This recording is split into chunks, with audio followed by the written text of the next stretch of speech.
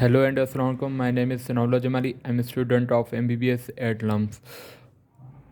आज का हमारा टॉपिक है माइटोकॉन्ड्रिया। आज हम माइटोकॉन्ड्रिया के बारे में पढ़ेंगे कि माइटोकॉन्ड्रिया क्या होता है, माइटोकॉन्ड्रिया का स्ट्रक्चर कैसे होता है, फंक्शन कौन कौन से होते हैं, माइटोकॉन्ड्रिया के बारे में पढ़ेंगे।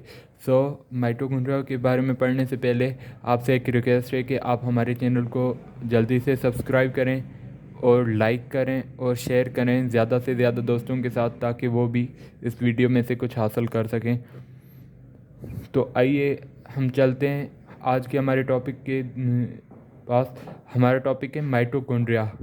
ये जो माइटोकॉन्ड्रिया है, इससे पहली मर्तबा कौन से साइंटिस्ट ने देखा था? केलिकर नाम का एक साइंसदान था, उसने फर्स्ट टाइम माइटोकॉन्ड्रिया को देखा। माइटोकॉन्ड्रिया जो होता है उसका मतलब क्या होता है? माइटोकॉन्ड्रिया का मतलब, माइटो मीन्स थ्रेड, क्योंकि ये इसमें जो होते हैं ये थ्रेड लाइक स्ट्रक्चर होते हैं, थ्रेड लाइक होती है। और कॉन्ड्रिया मीन्स ग्रेन्यूल, ग्रेन्यूलर फॉर्म में होती है, इसमें ग्रेन्यूल्स अवेलेबल होते हैं, तभी माइटोकॉन्ड्रिया ग्रेन्यूलर फॉर्म में होती है। तो mito means thread and chondria means granule. और ये माइटोकॉन्ड्रिया जो होती है वो एक सॉसेज शेप्ड होती है। हम ज़्यादा नोट्स में से पढ़ते हैं।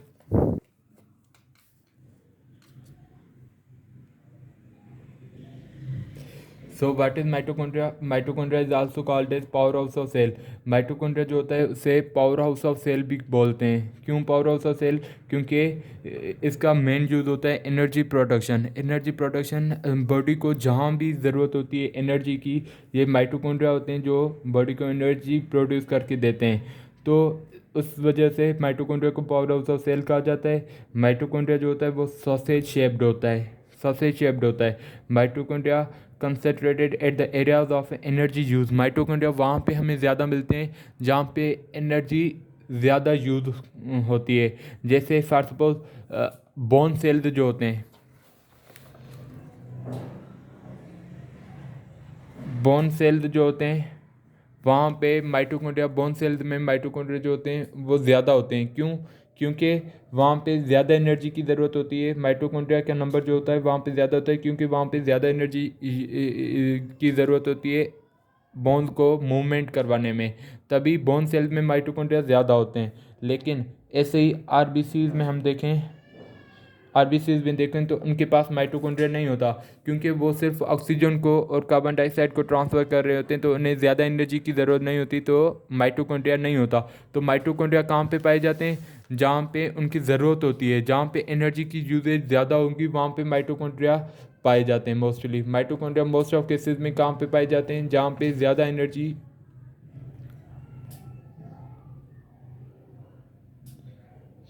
जहाँ पे ज़्यादा एनर्जी यूज़ होती है। माइटोकॉन्ड्रिया बाउंडेड होते हैं डबल मेम्ब्रेन से। माइटोकॉन्ड्रिया जो होता है डबल मेम्ब्रेन से बाउंडेड होते हैं, एक इनर मेम्ब्रेन होता है और आउटर मेम्ब्रेन होता है। और ये माइटोकॉन्ड्रियल डबल मेम्ब्रेन जो होती है वो किस चीज़ की बनी हुई होती है? वो फास्फोलिपिड की बनी हुई होती है, फास्फोलिपिड बाइलेयर की। जैसे सेल मेम्ब्रेन फास्फोलिपिड बाइलेयर का बना हुआ था, ऐसे ही माइटोकॉन्ड्रियल मेम्ब्रेन जो होता है वो भी फास्फोलिपिड बाइलेयर का बना हुआ होता है। तो आइए हम देखते हैं structure of mitochondria. Structure of mitochondria पहले देखेंगे कि माइटोकॉन्ड्रिया के अंदर क्या क्या पड़ा हुआ है। तो माइटोकॉन्ड्रिया के दो मेम्ब्रेन हैं, एक इनर मेम्ब्रेन, एक आउटर मेम्ब्रेन और एक इनर मेम्ब्रेन। जो ये दोनों मेम्ब्रेन किस चीज़ के बने हुए हैं? फास्फोलिपिड के, फास्फोलिपिड बाइलेयर। ये दोनों मेम्ब्रेन माइटोकॉन्ड्रिया के किस चीज़ के बने हुए? फास्फोलिपिड बाइलेयर के। जो आउटर मेम्ब्रेन होता है वो स्मूथ होता है, वो स्मूथ होता है, जो कवर कर रही होती है surface of, outer surface of mitochondria को। और जो इनर मेम्ब्रेन होती है वो फोल्स की फॉर्म में होती है, जिसे हम क्रिस्टल बोलते हैं। Inner membrane of mitochondria is, वो फोल्स की फॉर्म में होती है। ऐसे फोल्स की फॉर्म में होती है तभी हम इनर मेम्ब्रेन को क्या बोल रहे होते हैं? क्रिस्टल बोल रहे होते हैं। और आउटर मेम्ब्रेन जो होता है माइटोकॉन्ड्रिया का वो स्मूथ होता है, उसमें कोई रफनेस नहीं होती, वो कवर कर रही होती है आउटर सरफेस ऑफ माइटोकॉन्ड्रिया को। और माइटोकॉन्ड्रिया के अंदर राइबोसोम्स और एंजाइम्स होते हैं, और माइटोकॉन्ड्रिया के पास खुद का सेल्फ डीएनए भी अवेलेबल होता है। और माइटोकॉन्ड्रिया, ये जो दोनों मेम्ब्रेन के बीच वाला स्पेस जो है माइटोकॉन्ड्रिया के अंदर, ये इनर मेम्ब्रेन और आउटर मेम्ब्रेन, इनर मेम्ब्रेन और आउटर मेम्ब्रेन के बीच में जो भी स्पेस है उसे इंटर मेम्ब्रेनस स्पेस बोलते हैं। और ये माइटोकॉन्ड्रिया के अंदर, इनर मेम्ब्रेन के अंदर क्या पड़ी हुई है, मैट्रिक्स ऑफ माइटोकॉन्ड्रिया पड़ा हुआ है। तो अब हम देखेंगे कि क्या क्या इन चीज़ों के फंक्शन क्या क्या होते हैं, इनर मेम्ब्रेन में कौन से एंजाइम्स होते हैं, कौन से क्या क्या चीज़ें हो रही होती हैं। तो outer membrane contain enzyme for biological oxidation. Outer membrane जो होता है उसके पास एंजाइम्स होते हैं for biological oxidation, provide raw material for reaction taking place in the matrix. Outer membrane जो होती है वो रॉ मटेरियल प्रोवाइड करती है रिएक्शंस के लिए जो मैट्रिक्स ऑफ माइटोकॉन्ड्रिया के अंदर हो रहे होते हैं। बायोलॉजिकल ऑक्सीडेशन क्या होता है, ये जो oxidation and reduction reaction in the biological system उसे बायोलॉजिकल ऑक्सीडेशन बोलते हैं। तो आउटर मेम्ब्रेन ऑफ माइटोकॉन्ड्रिया जो होता है उसके पास एंजाइम्स होते हैं बायोलॉजिकल ऑक्सीडेशन के लिए, वो रॉ मटेरियल प्रोवाइड करती है रिएक्शन के लिए जो मैट्रिक्स में हो रहे होते हैं। Matrix of mitochondria contain enzymes of citric acid cycle, TCA cycle. Matrix of mitochondria जो होता है उसके पास एंजाइम्स होते हैं सिट्रिक एसिड साइकिल के enzymes, TCA try carboxylic acid cycle के एंजाइम्स होते हैं। सिट्रिक एसिड साइकिल जो होता है उसे क्रेब साइकिल भी बोला जाता है। सिट्रिक एसिड साइकिल और क्रेब साइकिल और ट्राइकार्बोक्सिलिक एसिड साइकिल, इसके लिए एंजाइम्स होते हैं in the matrix of mitochondria. Food is further metabolised and lot of protons are produced which are accepted by NAD and FAD।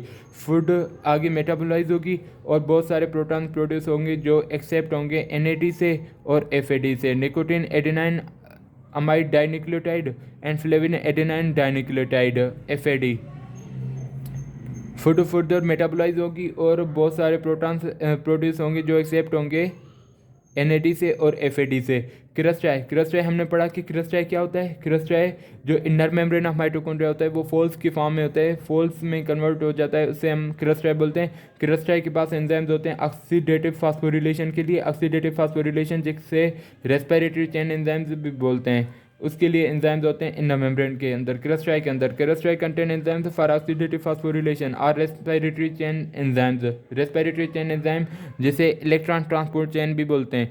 Respiratory chain enzyme electrons are moved from high to lower energy and in this process huge amount of energy is generated that is used to convert ADP to ATP।